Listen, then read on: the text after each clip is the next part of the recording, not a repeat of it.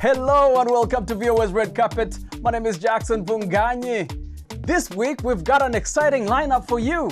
The Venice Biennale makes history with a groundbreaking new curator, and Notre Dame Cathedral, one of the most iconic landmarks in the world, has reopened its doors.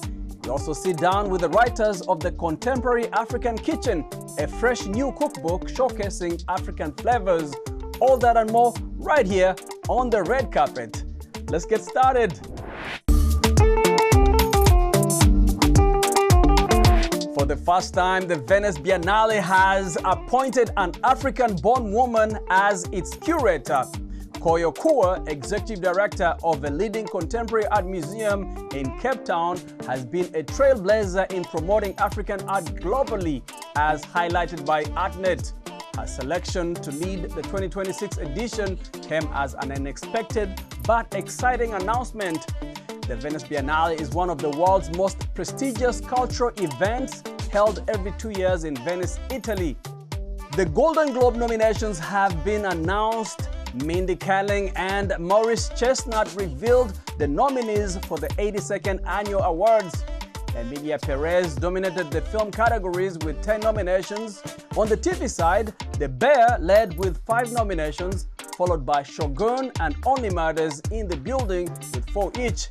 Notably, Ariana Grande earned recognition for Wicked, and Selena Gomez was honored for both Emilia Perez and Only Murders in the Building.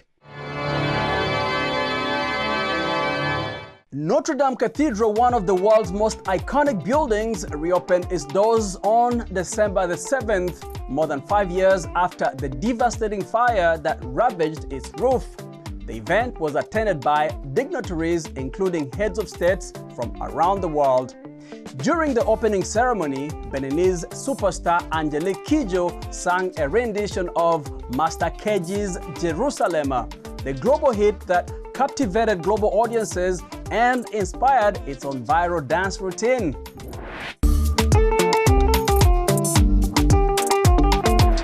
African food traditions, shaped by centuries of farming, migration, and culture, are as diverse as the continent itself.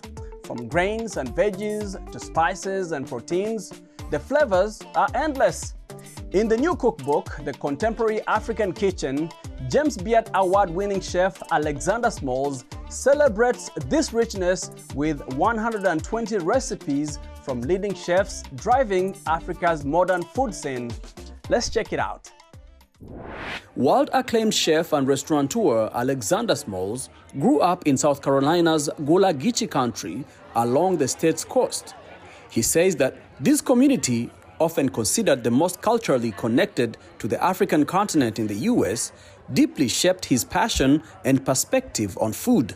So much of my young life was spent with oral history about West Africa, the Gullah Geechee people, and the ancestors. So fast forward, after an operatic career and traveling throughout the world, one of the things I noticed is that we as Black people were not in the culinary conversations, etc. I mean, our food was just not considered worthy to be embraced. To be spoken of. Absolutely. And so when I decided that I was no longer going to pursue a career in classical music, I decided I was going to open the first fine dining African-American restaurant. And so I did. In the early 90s, I brought the food of the Gullah Geechee people to New York, and I created a culinary expression that was fine dining with wine pairing and all this stuff, and people thought I had lost my mind. You know, I say to young chefs all the time, the reason I was able to do that is because I owned. And so through all the naysayers, and all of which were not other than African Americans, because African American people thought I'd lost my mind. But I set out to do this thing, which was a tremendous success, but it laid the foundation, because after 3 restaurants based on Gullah Geechee culture, I started to think about where did this start? Where it came from. The connection. And then I took 10 years off, traveled the transatlantic slave trade, the Far East Indian Ocean slave trade into India, China, and Asia. And I understood that the footprint of African people were basically on 5 continents. And so I created a culinary discipline that was built on through slavery. Tracing those different Absolutely. areas. How through slavery, Africa changed the global culinary conversation. The book's co-author and founder of Dine Diaspora, Nina Oduro, says that the book tells the stories of chefs who are demystifying African food and reinventing African cuisine for a global audience. So, these chefs had to have concepts of their own.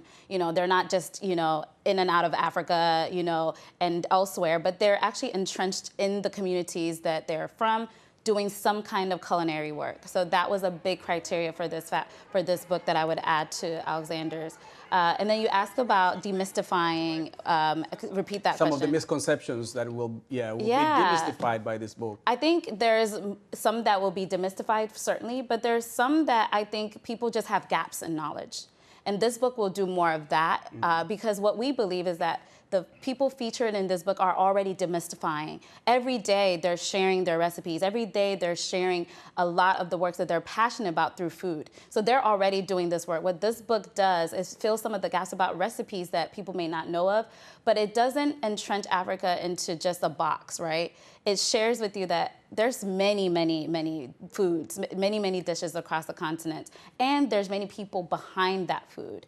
And they're doing incredible work to shape how you view it and how you taste it and how you experience it. Yeah.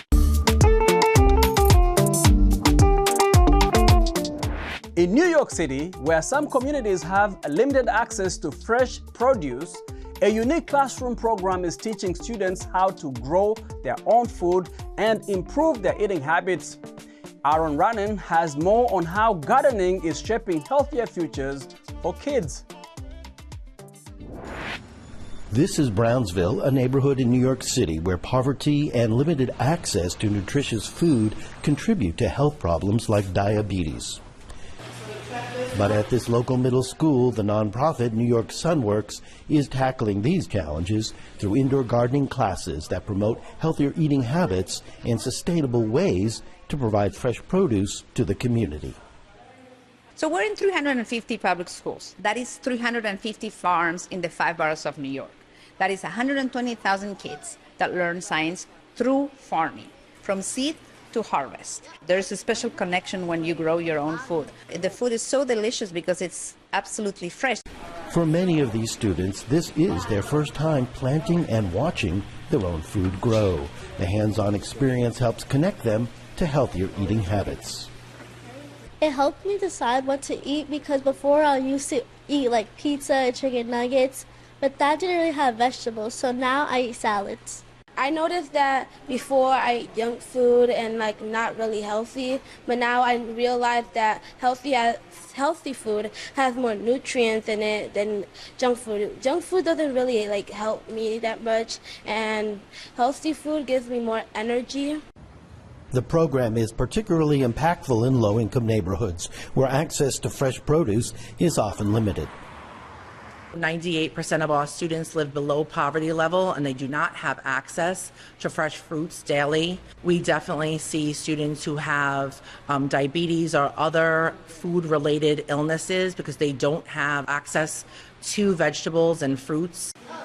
By bringing agriculture directly into the classroom, these programs are teaching kids not only how to grow their own food, but also how to make healthier choices that last a lifetime. Closer that kids get to seeing where food comes from and growing it and nurturing it and taking care and compassion for how food is grown, that translates into impacting what they're eating and their habits so that maybe they won't end up like their grandparents or their family members who are having to live with diabetes. Once the growing cycle is complete, these students harvest the fruits of their work. The harvest program is part of the curriculum, and that happens when the students harvest hundreds of pounds of vegetables they grow in the classroom and they bring it home. So it is an additional connection, an additional joy to connect the classroom with home. As programs like New York Sunworks expand across city classrooms, they're planting the seeds of healthier future generations. Aaron Rainin, VOA News, New York City.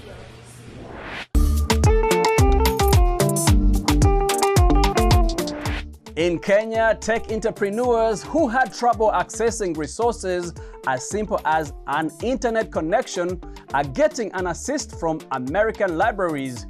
The U.S. Embassy in Kenya is now operating 6 tech hubs, the newest of which opened in Nairobi last month. Victoria Amunga reports from the Kenyan capital.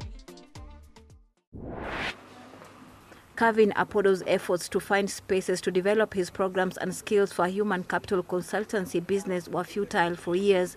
Apodo says the costs were out of his reach. I would say it wasn't easy getting a space. Sometimes maybe you're required to rent or to pay or to go to a hotel, and that would be so expensive. At the American Corner, a hub designed to provide innovators and entrepreneurs with infrastructure and training, Apodo says he found the help he needed. They act like resource centers, a place where I could just walk in, or I can just walk in and get maybe access to a laptop or free internet or a space to do a program if I have, 6 hubs dubbed American Corner Mtaani, meaning streets in Swahili, have been set up in Kenya, including one at the Kenya National Library Service that opened November 4th. We have different grant initiatives that we work towards. So right now, this past year, we had an inclusive fashion grant where people got together to figure out how do you make fashion inclusive for persons living with disability, as well as we had a film FUPI grant where people were taught how to create short films in their community. Experts say a shortage of resources and limited access to funding faced by aspiring tech entrepreneurs in Africa is killing many dreams. Andrew Fasnij is director of the African Tech Summit, a gathering that connects tech startups, corporations, and investors. Fasnij says initiatives that assist Kenyan tech entrepreneurs can pay off for both Kenya and the United States. When you bring it back to this linkage with the USA Embassy, if that can help bridge the USA and Africa and Kenya or Nigeria or Egypt or whichever market it is, that's massive, because sometimes maybe the technology transfer needs a slight partnership or an introduction. Government data shows about 20% of Kenyan workers under age 35 were unemployed at the end of 2022. If you teach a person how to fish, they can feed themselves better than give them fish.